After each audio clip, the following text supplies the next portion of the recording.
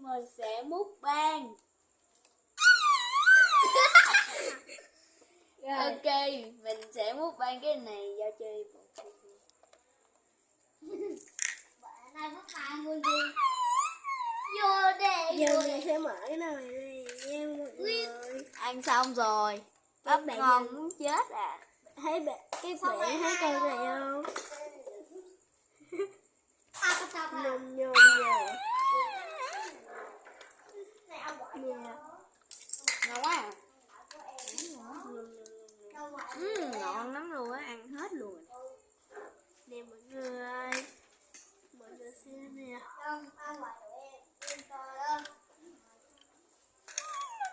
Mọi người ăn không? Nấm có bị gì không nấm?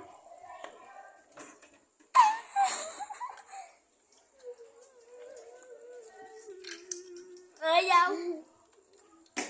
Ngon quá à. Ngon lắm luôn ơi. Ở đây phải mukbang Ăn nha. nữa. Đây hai. Ăn vô mukbang, vô mukbang. Để cho cầm quay luôn đi.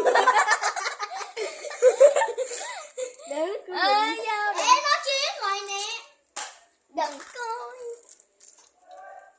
Bọn nó cho ai không?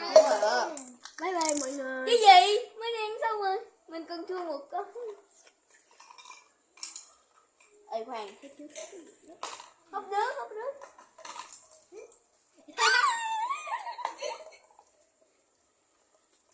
Nấu ra đây. Rồi, bye bye Xong mọi rồi. người nha. Bye nha. Rồi. Hẹn gặp lại với tuần Ủa, sau. hai cái này.